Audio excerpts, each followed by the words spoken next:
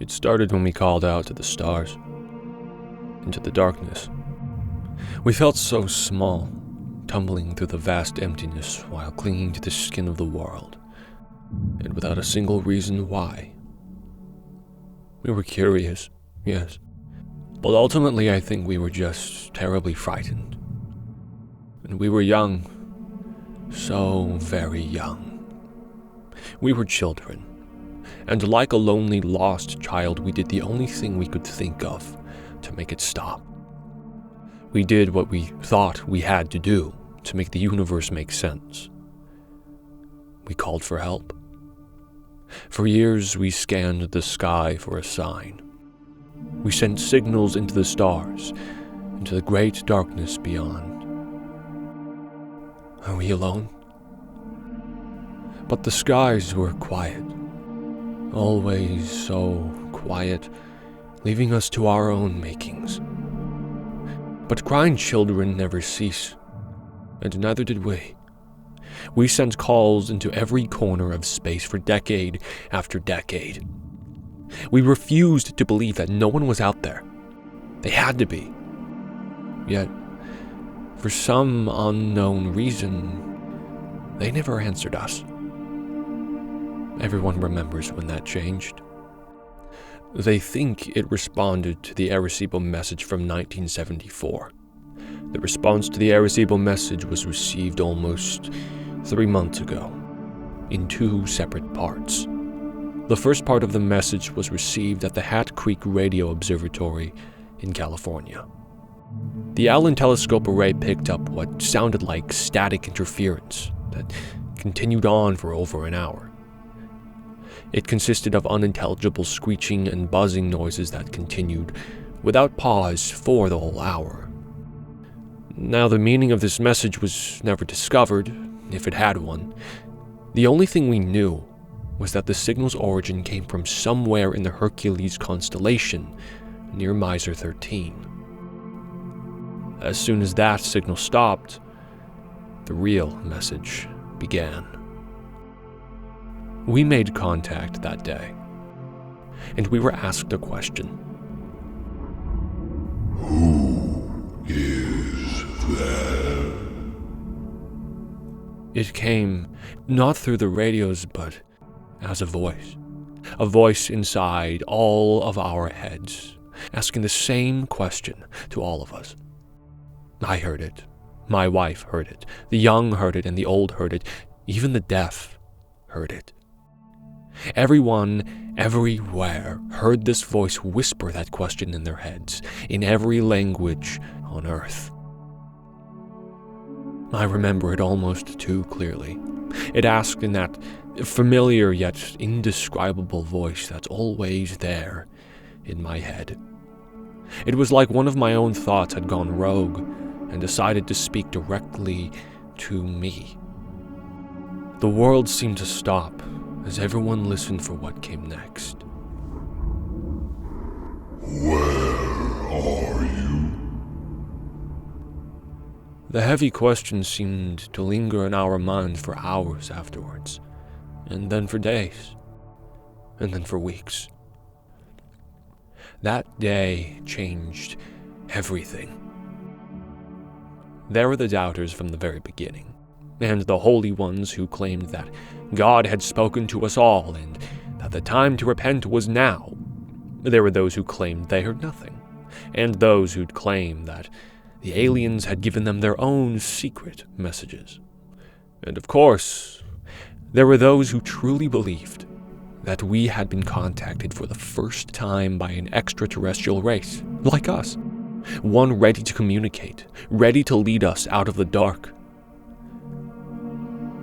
We were wrong. We never made contact with alien life, at least nothing comprehensible or discernible to human understanding.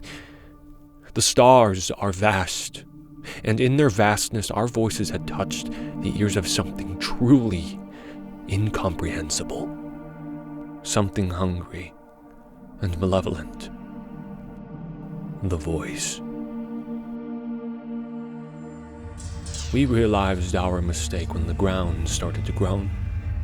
Beneath our feet, everywhere, the ground seemed to moan. The muffled sound shook the dust and dirt below us. No one knew what was causing it. At least, not until the calls started coming in. The graveyards were screaming. All at once, the dead had started screaming. Every deceased man, woman, and child was turning in their graves. All the animals did so too. Every dog, every cat, everything that had ever walked this earth. The cries of ancient whales shook the seas, and the shrill screeching of birds echoed in the forest. The caskets shook, the morgues howled. The voices stopped together in an instant, leaving the world in an amplified silence. In their absence, a new sound filled the air. The voice returned. I hear you. It came as a whisper from behind, an ominous yet oddly playful presence that felt so close, but was truly still so far away. It let us breathe in the silence for a minute before it made us a promise. It was a promise that we all knew to be true. I am coming. The voice was gone, and the air was filled once again with screams. This time, they were from the living. After the voice had gone, we were left to our own devices. Millions panicked, and rightfully so, as chaos took hold of the streets. Many would die in the violence and gunfire of that night. They would be known as the raptured before long. And the rest of us were the condemned. We could only wait. The screaming dead was only the first of the side effects that we felt as the voice approached. The closer it got, the more we felt it. That first night, after the screaming, we noticed the stars bleed for the first time. A section of the western sky had turned black, blacker than night. It was only truly visible because of the ring of stars around it. The light of those stars had turned red, and they seemed to bleed across the sky like food coloring dropped into water. Their light swirled and flowed all around the edge of some unseen mass. I knew then that I was staring into the face of the voice. Our scientists claimed that nothing was there, and that their radar and scans always came up empty. Their telescopes could see nothing but darkness in that section of space. However, the proof was right in front of us, as every night that ring of darkness got wider and more stars bled in the sky. We watched it come. As each night passed, the black spot would widen and more stars would distort and bleed around it. During the day, a new hell would greet us. The side effects worsened. The day always brought something new. I'm sure most of what happened will go untold and unknown. The animals started disappearing. All of them. No tracks, traces, or bodies were left behind. Pets would run away, some violently so. They all retreated, never to be seen again.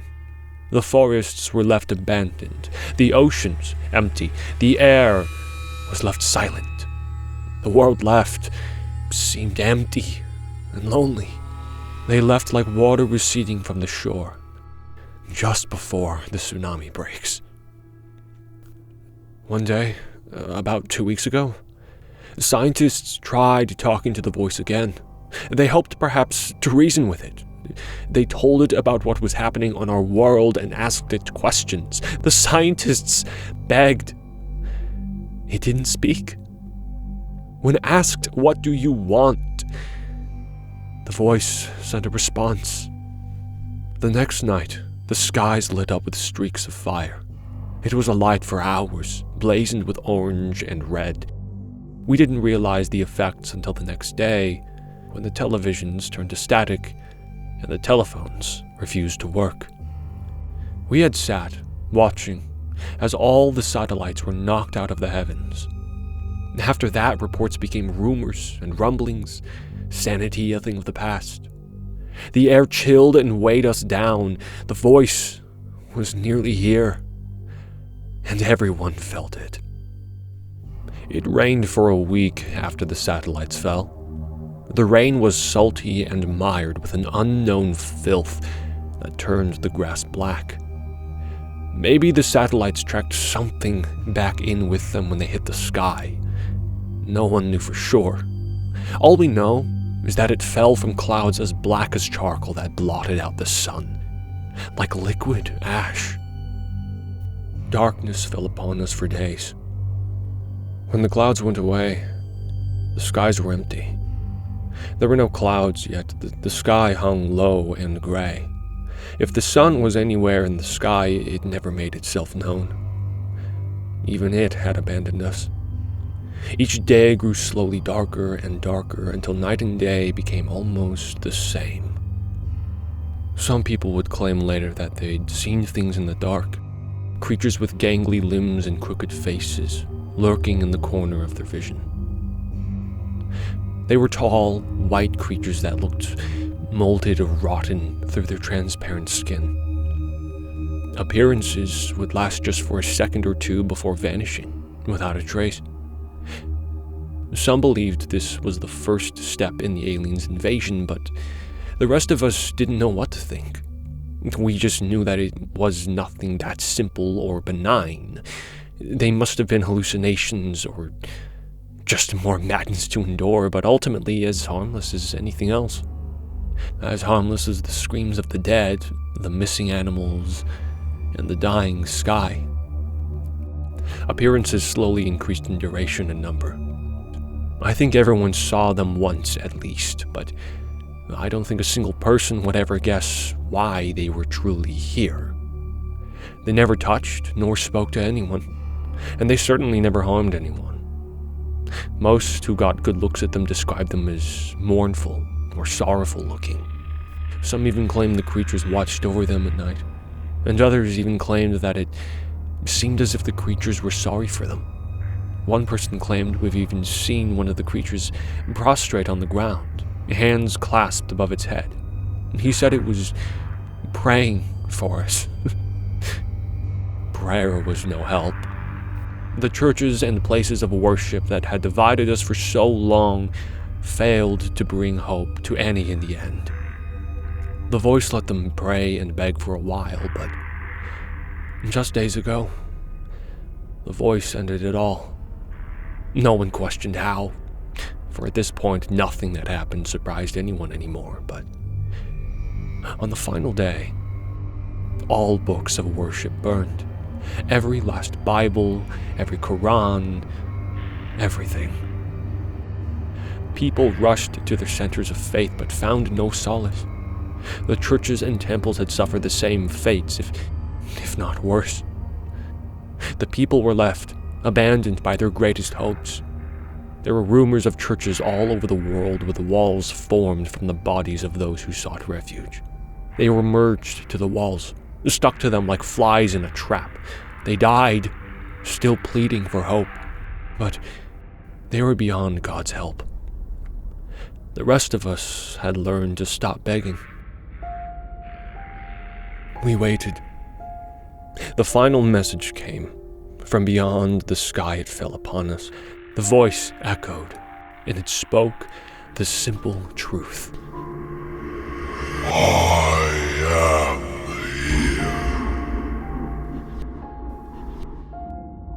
here. There is a darkness beyond the horizon, the likes of which I doubt has ever been seen.